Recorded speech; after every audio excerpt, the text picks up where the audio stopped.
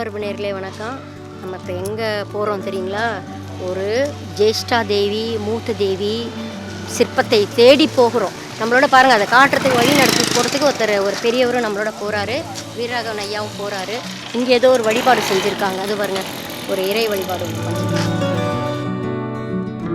இது என்ன ஊர் தெரியுங்களா? ஆலகிராமம். இதே திண்டிவனத்துக்கு 13 கிலோமீட்டர் தொலைவில் உள்ள 13 கிலோமீட்டர் தொலைவில் உள்ள ஆலகிராமன்ற ஊரில் தான் நம்ம போயிட்டே இருக்கோம். விழுப்புரம் மாவட்டம் இது. வாங்க நம்ம போகணும். எங்கே இருக்குன்னு தேடிட்டு போகலாம்.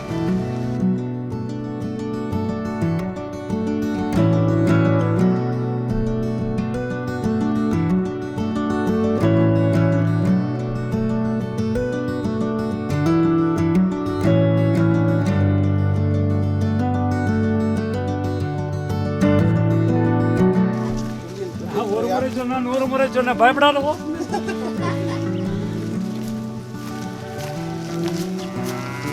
வெளியே போறாரு. 85 வயசு ஐயாவுக்கு.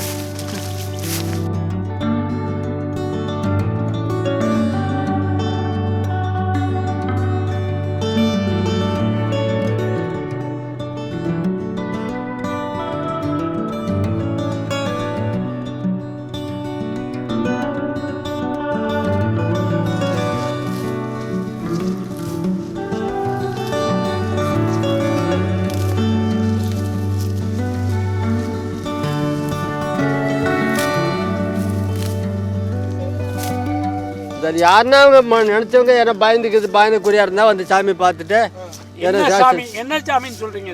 அது எந்த சாமி நமக்கு தெரியாது. துர்க்கி அம்மான்னு சொல்லிட்டு நாங்க வந்து ஒரு வெள்ளிக்கிழமையோ எங்களுக்கு உபயோகப்படுத்துற எங்களுக்கு ஏதோ எங்க மனசுல படுறதுனாக்கா ஏதோ ஒரு செய்வோம். சாங்கிய மாதிரி ஏதாச்சும் செய்வோம்.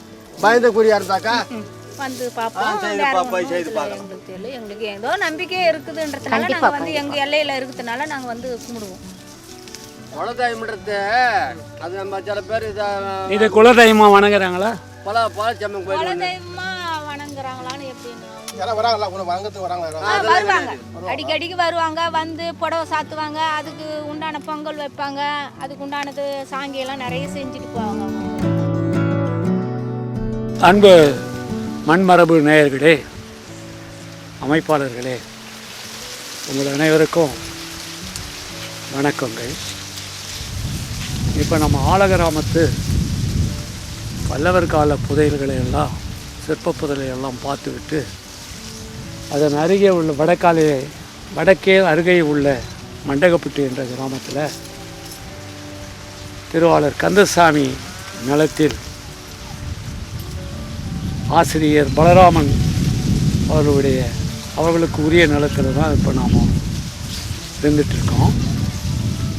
இந்த வரப்பு பகுதியில் ஒரு 3 அடி அகலத்தில் ஒரு 5 அடி உயரத்தில் இருக்கக்கூடிய ஒரு மூத்த தேவி சிற்பத்தை நம்ம பார்க்குறோம். இந்த மூத்த தேவி சிற்பமானது வழிபாடு ஆனது பெண் தெய்வ வழிபாடுகளில் வரக்கூடிய ஒன்றாகும். தமிழகத்தில் 2000 ஆண்டுகளுக்கு முன்னாடியே ஒற்றை சிற்பம் வழிபாடு இருந்து வருகிறது என்பதை சங்க இலக்கிய நூல்களால் நாம் அறிகிறோம். அந்த தாய் தெய்வ வழிபாடு தான் இன்றைய உயர்வுக்கு காரணம் ஆண் தெய்வ வழிபாட்டுக்கு முன்னோடியாக இருந்தது என்று சொல்லிக்கொள்வதில் மற்றற்ற மகிழ்ச்சி அடைகிறோம். அப்படி பார்க்கின்ற வரிசையில் பார்க்கின்ற போது கொற்றவை, தற்காலத்திலே கொற்றவையை துர்க்கை, காளி என்று அழைக்கின்றார்கள். அதற்கு அடுத்தாற்போல் மூத்த தேவி வழிபாடு, சப்தமாதர் வழிபாடு, உமையவள் வழிபாடு, லட்சுமி வழிபாடு, சரஸ்வதி வழிபாடு என்று தற்காலத்தில் நாம் அம்மன் கோயில்களை ஏராளமாக வணங்கி கொண்டு நாம் வாழ்கின்ற காலத்தில் நல்ல நிலையில் வாழ வேண்டும் என்பதற்காகவே ஆன்மீகத்தோடு ஒழுக்கத்தோடு வாழ வேண்டும் என்ற நிலையிலே இது போன்ற தெய்வங்களை வணங்கி வருகின்றோம்.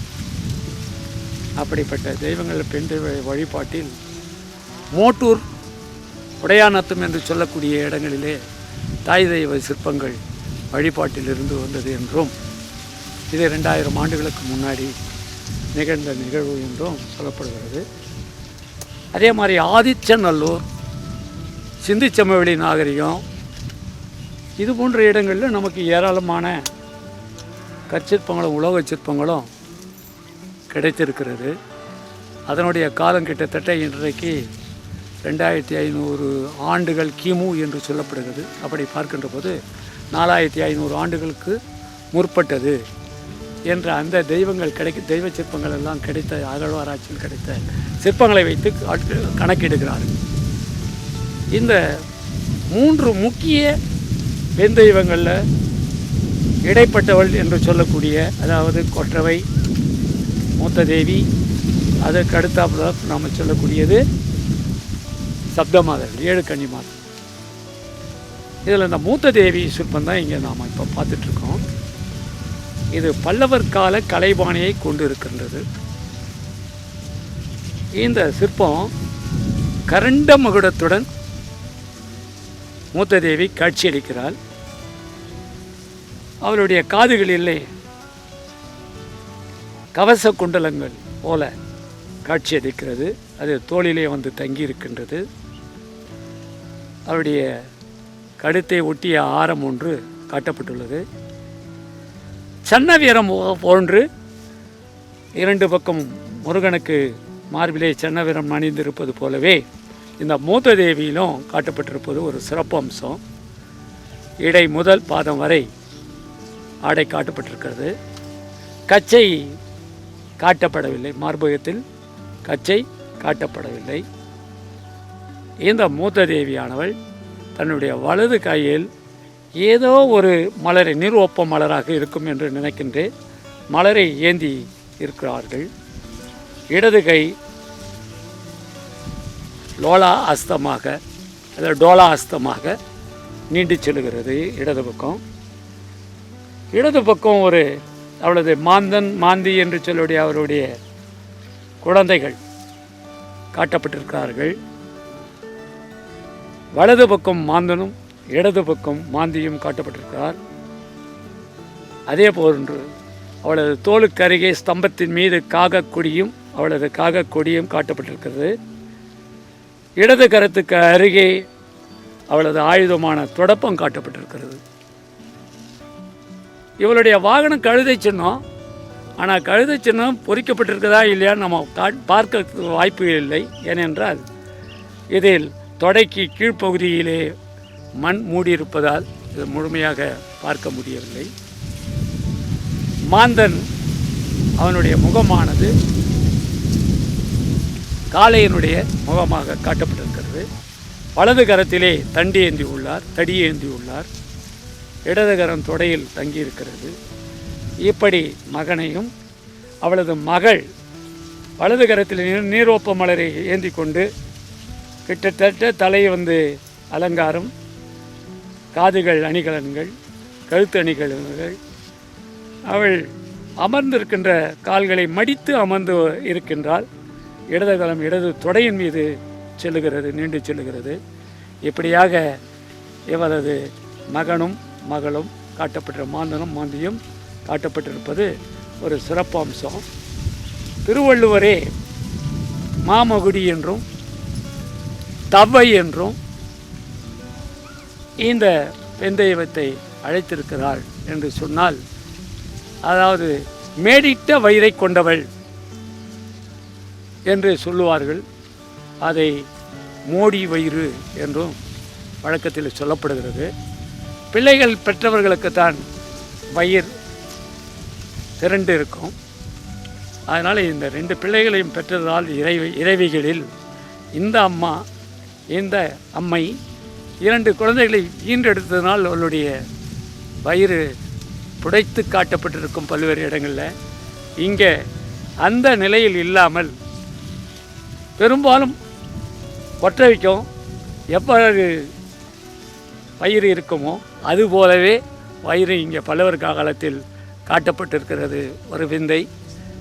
இப்போ சோழர் காலத்து மூத்த தேவிக்கும் பல்லவர் காலத்து மூத்த தேவிக்கும் இது ஒரு எடுத்துக்காட்டாக வயிறு புடைப்பு இல்லாமல் செதுக்கியிருப்பது, கத்தச்சனால் செதுக்கியிருப்பது உண்மையிலே பெருமைக்குரிய ஒரு செய்தி.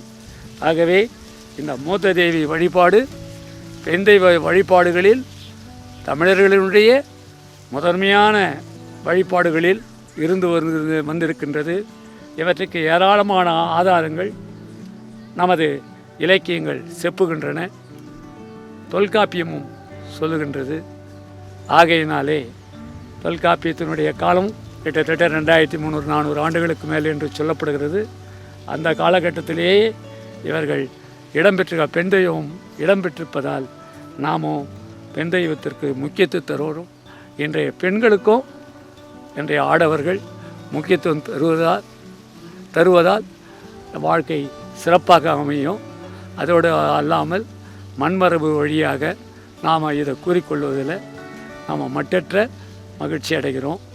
ஆண்கள் எப்பொழுதுமே பெண்களுக்குரிய மரியாதையை கொடுத்து வாழ்வார்களாக. நன்றி, வணக்கம். நீங்கள் இந்த தெய்வத்தை என்னம்மா வழிபடுறீங்கம்மா? என்ன சாமியாக வழிபடுறீங்க? நாங்கள் துர்க்கை அம்மான் தான் வழிபடுவோம். உங்கள் பேர் என்னங்க? புஷ்பா. நீங்கள் இந்த கிராமத்தை துர்க்கையா வழிபடுறாங்களாம்.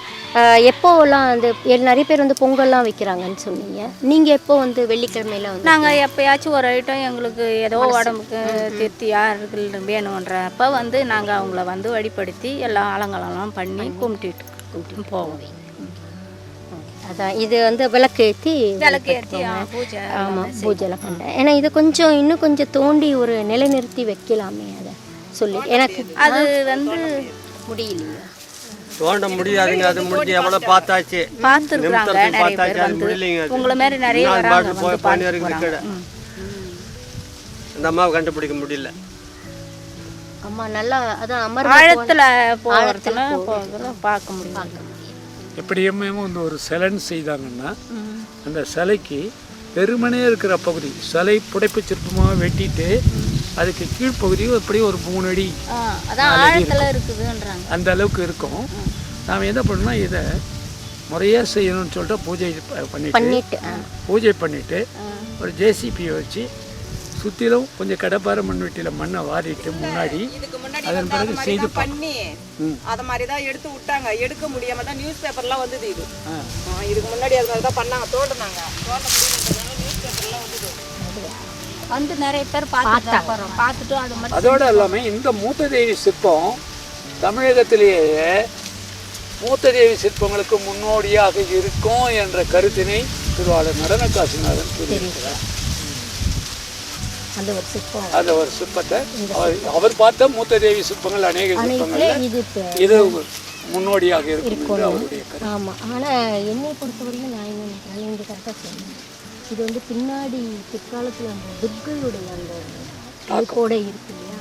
ஸோ இது வந்து இந்த பல்லவர்களும் சோழர்களுக்கும் ஒரு இடைப்பட்ட காலத்தை வந்து பிற்கால பல்லவர்களும் முற்கால சோழர்களுடைய இடைப்பட்ட காலத்தை சேர்ந்ததாக இருக்குது. அப்போ நீங்கள் சொல்கிறது கிட்டத்தட்ட அப்படி காலத்தை கணிக்கின்ற போது பார்த்தீங்கன்னா 870க்கு பிறகு தான். ஏன்னா அந்த அமைப்பு பாருங்கள், நீங்களே இங்கே நிறைய ஜேஸ்டாக பார்த்துருப்பீங்க. பட் இந்த அமைப்பு வந்து ஒரு அவங்க சொன்ன மாதிரி ஒரு துர்க்கையுடைய அந்த வடிவ அமைப்புடைய நீங்கள் அந்த இது இருக்கு பாருங்க, வீர சங்கிலி இருக்குது, சன்னவீரம் துர்க்கைக்கு இருக்கும். துர்க்கைக்கும் முருகருக்கு தான் இருக்கும். மூத்தது ஏன்னா அவருடைய சிறுவன் 2 பேர் இருக்கா, அவருடைய சிறுவன் தான் சொல்றாங்க இலக்கியங்கள். முருகனை வந்து கொற்றவையினுடைய சிறுவன் அப்படின்னு தான் சிறுவன் அப்படின்றது பாடலே தெரிவிக்கும். நம்ம எப்படின்னா அதுக்கு நினச்சா நாங்களாம் வாய்ப்பாடுனாக்கா எங்களுக்கு வந்து தென்னலூர் எங்களுக்கு குலதெய்வம் போலாச்சம்மன்.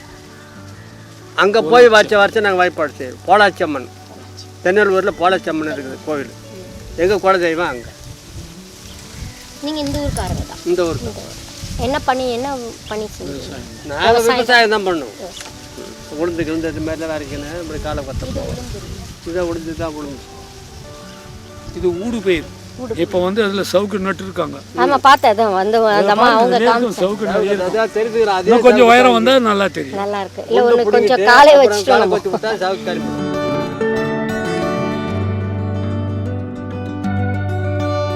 வெள்ளிக்கிழமை, செவ்வாய்க்கிழமை, ஞாயிற்றுக்கிழமை 3 நாளைக்கு ஏற்றுவேன். மித்தி நாள் ஏற்ற மாட்டேன். வாரத்தில் 3 நாளைக்கு தான். உங்கள் பேர்? ஐயா பேர் வீரப்பன். வீரப்பன். ரெகுலராக அந்த ஞாயிற்றுக்கிழமை ராவு காலத்தெல்லாம் இவர் தான் பெரும்பாலும் போவார், விளக்கு போட்டு வருவார்.